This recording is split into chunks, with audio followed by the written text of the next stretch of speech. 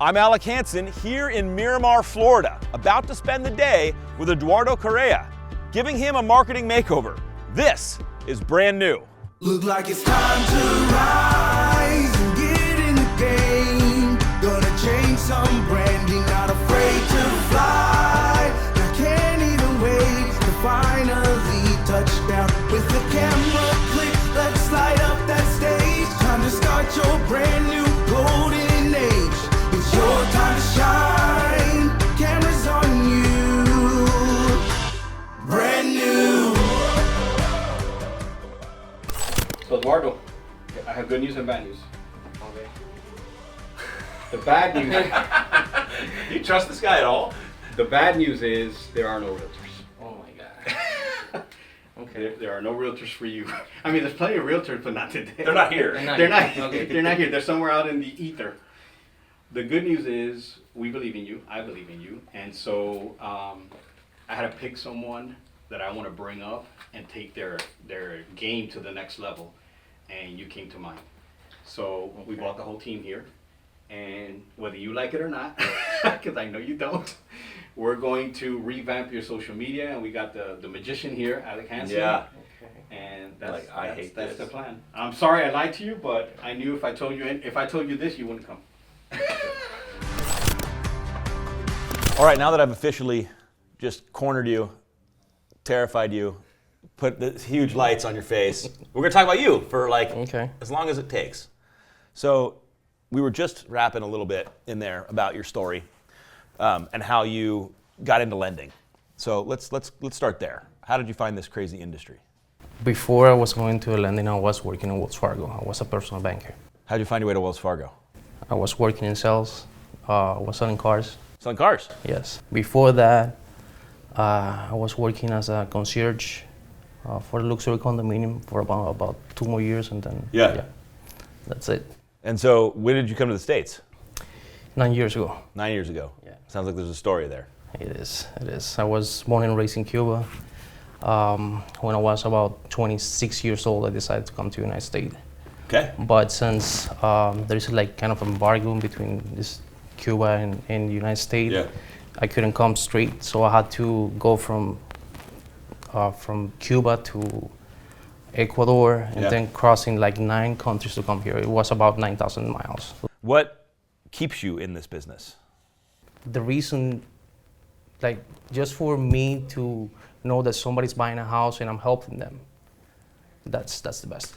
Yeah. So it's not about also the money, but also knowing that I'm helping people to get into the houses. Yeah. So if I were to ask the realtors you work with or the customers that you've worked with to describe you and give me some words to describe you, what would you hope they would say? That I would never give up. I love that. Yeah. So I will fight the loan to get it approved. Like, you don't know. I wouldn't sleep. I don't sleep if I don't.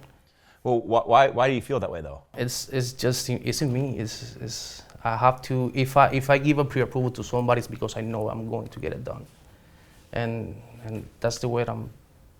I don't want to have like a declining or something like that. That's not gonna happen. Why do you continue to do what you do here? I just don't give up on anything. So where does that come from? I think it's from my experience through my whole life. Yeah. So I've been always a hustler.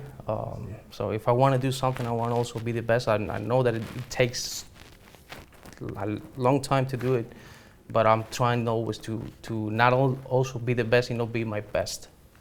So one of the reasons we're going through this is because in brand building or personal brand development or identifying all these buzzwords, the core of that stuff is being able to tap into your authentic self. If I had to ask you today, why should I do business with you? What's your answer? Because I will get it done. So this is the onion, right? I will get it done. And then if I ask why, not how, I know how you'd get it done. You'd do a loan for me, and you'd do it well. Because I would not give up on you. So never give up. Why? Because that's how I am. I know, it is. But you're not wrong. It is who you are. And here's the interesting part. who we are is effectively who we have decided to be based on values that are important to us. That's right. and that we've developed over time. So, things have happened, and we don't need to unpack those today, but my insight to you is things have happened to you and for you that you have decided that have become pillars of your personality and are very important to you. And I can hear them in your words, like integrity and never give up and all these things that you share. That is part of your soul now, and it's like expressing who you are. And as we unpack that, that gives us the chance to share more truth of ourselves to others. And the more truth you can share of yourself to others, the more connection happens. Does that make sense? And so I'm going to show you something. I'm going to play with this. This is a model of understanding brands. But the reason that we're going to talk about it in this context is because I think it's going to help you and give you some ideas on how to define yourself. Let's look at this. So you see the first one, Outlaw? Mm-hmm. So the Outlaw brand, rules are made to be broken. Outlaw brands are disruptive, rebellious, combative a little bit. And then you have the Magician. This is like the Disney brand. So this is like this magical, it can happen type of a brand where if you bump into it, it's like anything can happen, anything's possible. Then you have the Hero brand. And this is like, the best is Nike in my opinion, but this is like the you can do it, you can make it happen, self-empowerment, just do it type of a brand. And so there's a ton of these things, right, as you kind of go through these. And the point of showing you these and kind of talking about them is you start to get an idea of how these companies fit into these archetypes. And the strategy or the thought that I want you to kind of play with on this is, where do you think you fall in this world? Just as you look at all these, what do these stand out to you? I think in between this one and this one. The Magician and the Hero? Yeah. Why? I'm just curious. There's no wrong answer. I always say to my customers that if you want to buy, you're definitely going to buy. It's on you. If you have the faith that you really want a house, we are going to make it happen. Really? Yeah. Is that the Magician, the power of like what if? What do you mean the power of what if? Like? Well, like the Magician is kind of this like we can make anything happen, and you know it was interesting to hear you say that to people. So do you actually ask customers that question? Yeah. Do you really want to do it? If you want it, that's a done deal. How do they react to that question? Let's make it happen. They get excited? Yeah. Interesting. And even though if it's not today, we are going to prepare you to buy maybe in 6 months, in a year, in 2 years. Yeah. But I never say no to them. Even though if I see that the credit score is not good enough, or they don't have a big down payment, or their income is not sufficient today, I will not encourage them, but I would not discourage them to buy a house. Yeah. So the good thing is you're here. That's the first step. We got it done. All right, we did it. Oh yeah. And movie magic, new location, super magic. Welcome. We're going to talk social media. So, social media sucks, but it's also very important. And I think that social media, people believe social media sucks because they haven't framed it appropriately. Because there's a lot of toxicity in social media, there's a lot of weirdness in social media, but there's a lot of opportunity in social media. So let's first start with, in this segment, what are your thoughts on social media? Let's just hit me with it. No, that's a must. You have to have social media. You have to, share your experiences with your every loan you do to see if you can get more customers. But I really don't do it. Yes. Okay. Good. I was going to say it's a must. And then so this is our social media audit segment where normally I would put up all of your social media and we would talk about it. Mm-hmm. And I found this. This is you, right? Looking good, dude. Looking sharp. Thanks, man. Do you have any other social media pages? Instagram. You do have an Instagram? Facebook, yeah. Oh my gosh, I couldn't find it. Let's find it right now. Movie magic, back again. It's incredible that we film this and then Meta just goes down the second we're, like literally no joke, we spent 30 minutes just now off camera trying to get Meta to work and I called Zuck. It didn't go through. All right, social media. So you made a comment. Let's go right back to it. It's important. You don't do it. Let's talk about why you don't do it. I just don't know how to start. Okay. If you had to guess where to start, what would you think you would have to do? Posting something? Fair. Okay, so let's hit it from the basics, because I think it's really important for you to think about understanding social media differently, maybe, which will help you build a strategy around it. So from an audit perspective, the team's going to come through and do a ton of work here. So when initially on social media, you're using it as a place to maintain or make human connection. Maintain or make human connection. And so if you think about that from a marketing perspective, the job is to stay top of mind with people or to find new people and share what you do, right? If no one knows what you do and if you're here, then it's hard to get loans. So the first thing we have to do though is we have to make the look and feel of this match who you really are. And that's where people make the first mistake on social media. So even as simple as your headshot. They have different headshots on different platforms. That's not going to work. It's hard to find who you are if I'm seeing different versions of you all over the place. So we have to kind of sink into some continuity, make sure your headshot shows really who you are. And then from there, it's the opportunity to show more of your personality. So one of the other mistakes people make, like on this one, is there's no banner, right? There's no, that whole gray bar is an opportunity. You don't have to use it, but when we dive into it and you put your own personality into it, the second someone sees that stuff, they get a chance to do what? Connect with you. Interacting. Yeah, they get to see some of your personality there. And that's, as a marketer, I cringe because we make banners for people and it's got like Loan Depot on it. I love it. I'm wearing the shirt. I love Loan Depot. But there's no chance for anybody to see my personality if it just says Loan Depot on the top.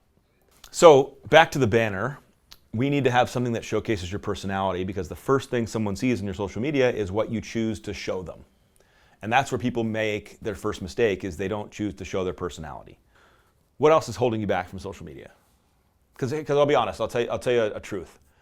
You didn't need me to tell you any of this stuff. If you wanted to go figure it out, you could have used the Google. You could have. I'm just lazy, man. There we go. But you're not lazy.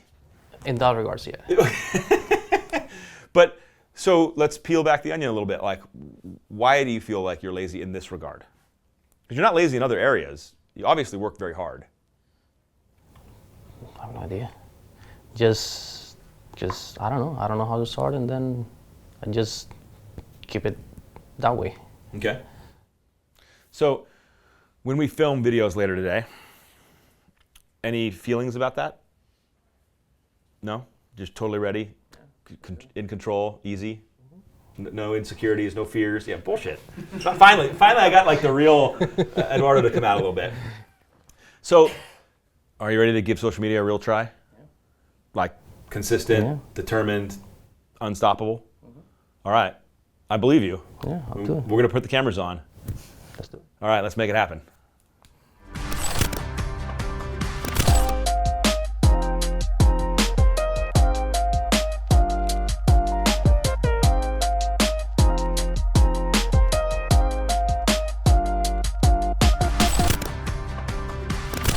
All right, Marketing Mayhem. We're back. How was headshots?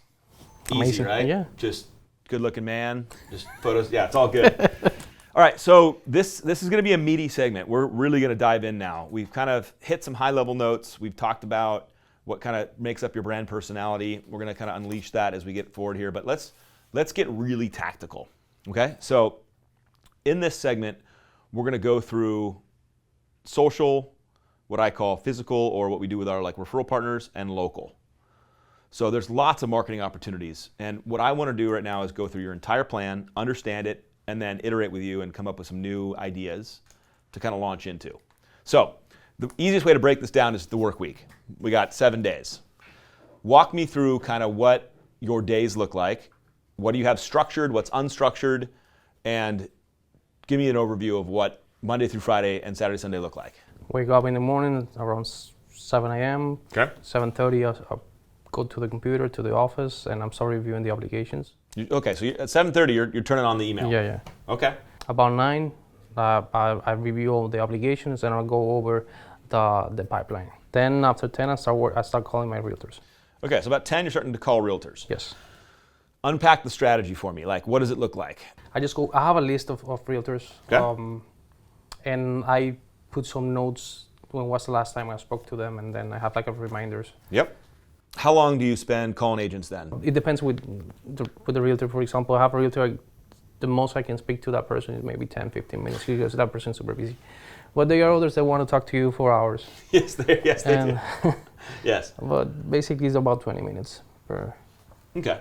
And how many agents do you call about? About 6, 8. 6 to 8? Okay. Because I don't want to call them every day. Of course not. That's stalking somebody. Yeah, don't do that. Do you go out and visit agents at open houses, previews?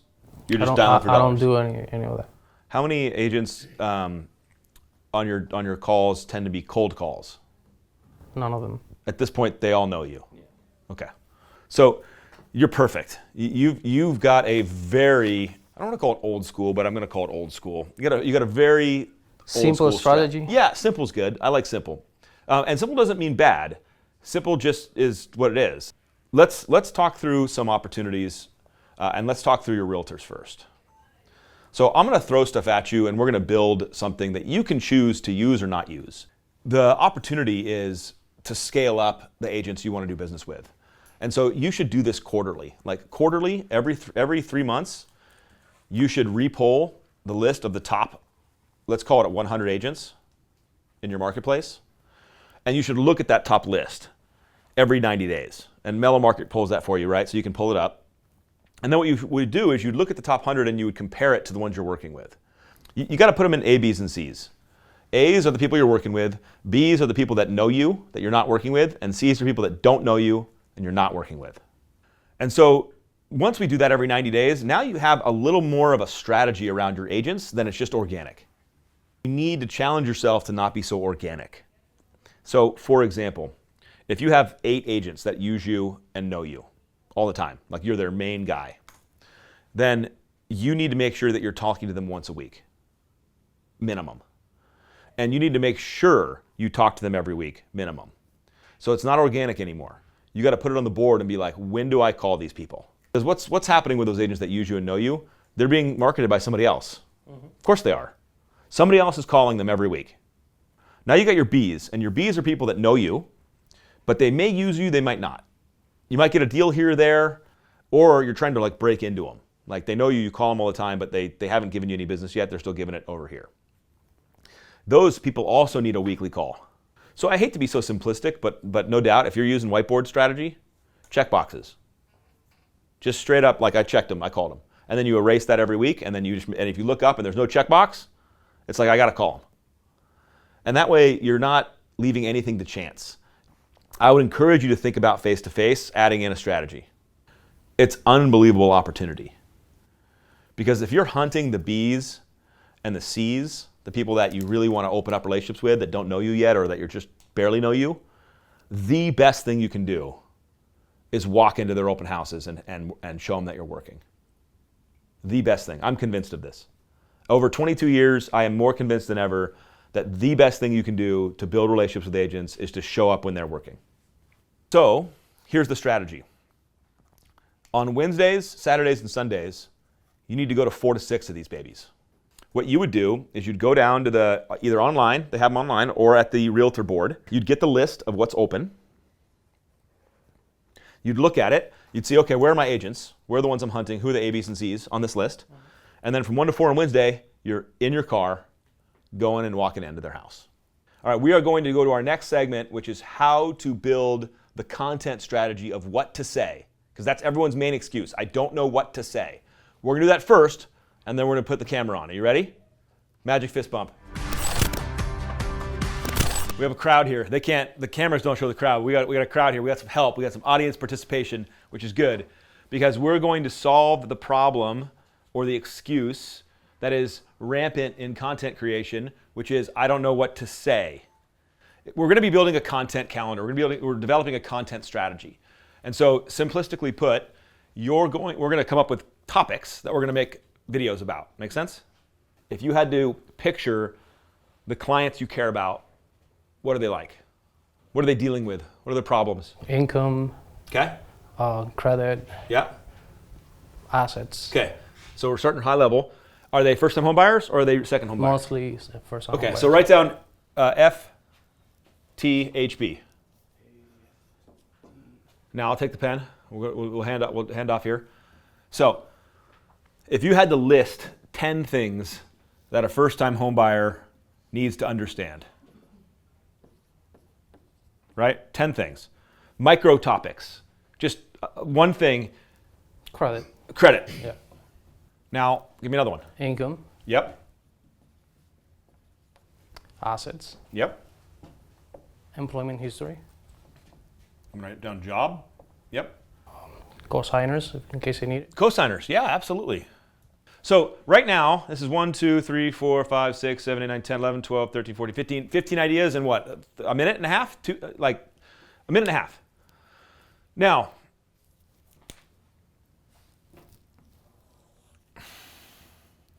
VA, right? Second home, investment properties, reno, on and on. And what we're unpacking here or discovering is for each of these topics, there's a related topic that is applicable to each category. So for example, a video you make on down payment for a first-time home buyer might be very different than a video you make for a veteran regarding down payment, right? VA loans have different nuances. And so even talking about down payment, you just might make it slightly different when you talked about a VA. And if you were going to make a video for someone wanting to buy a second home, you could talk about down payment again, but again, it would have nuance to it because now it's a second home, and second homes have different guidelines. Same with investment, same with renovation. You could do reverse if you wanted to play with reverse. And you pick the categories that you're interested in, and you can really break this apart. And so literally, we could take these 15 videos and now multiply it by 1, 2, 3, 4, 5, 6 different categories, and now I have 80 videos to make. So now let's get into the stuff that you really care about. Right? Because you said in the very beginning that you work on hard loans. Yeah. Because what I want you to do with this is not be done here. I want you to take this, put it into a Google Drive doc or a Word doc or some kind of place electronically, and just start building out all these topics. Just list them, and then start building out a whole section on problems. And list the problems. List the problems that you're solving every day. List the problems that you're dealing with all the day. List the self-employed issues. List them all out. And what you'll come to realize really fast is that we don't have a content problem. There's so many things to talk about. Does this make sense? Easy? Because here's what we're going to do. We're going to take this content list. We're going to build out 5 videos. And your team's going to help you. Okay? So we need 5 problems, right? And we need 5 intros, hooks. Okay? So we're going to turn the cameras off. You guys are going to brainstorm 5 problems, 5 intro hooks, and then we're going to film. Meaning you're going to deliver the intro.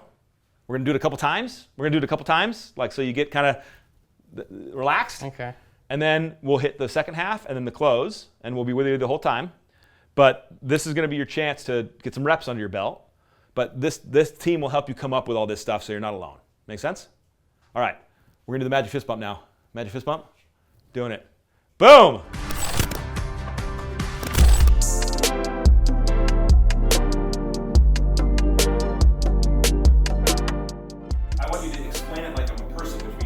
Walking through it, you might say, so what I'm really trying to say is, or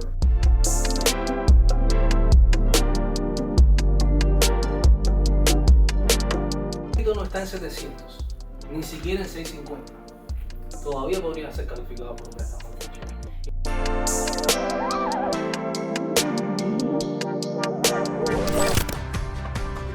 Back to the beginning, dude.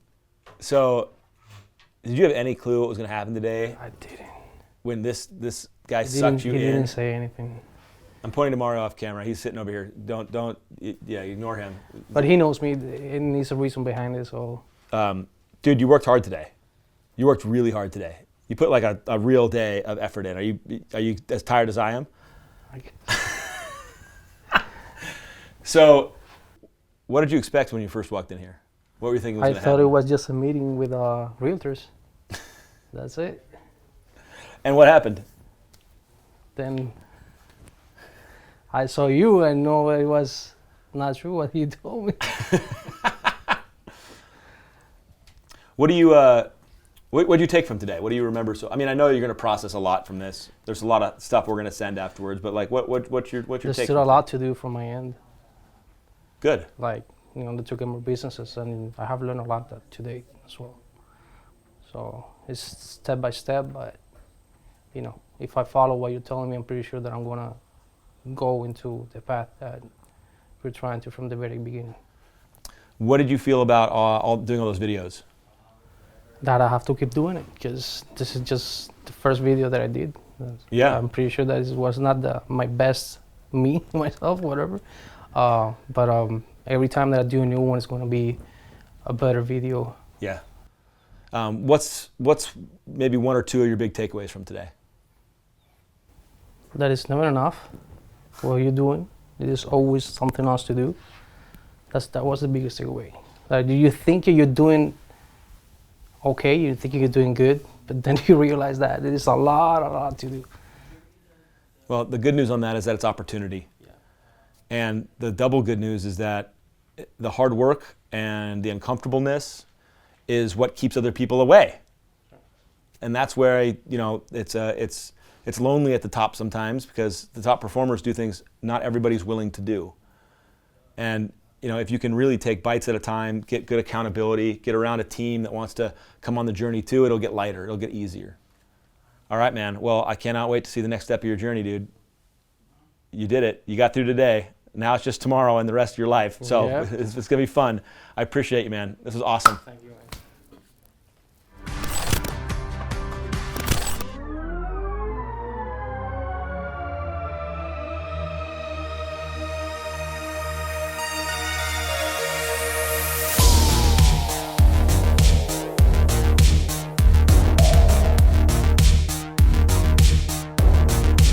If you don't think you can buy a house with 2, o si deseas comprar una casa pero todo, help a lot of customers,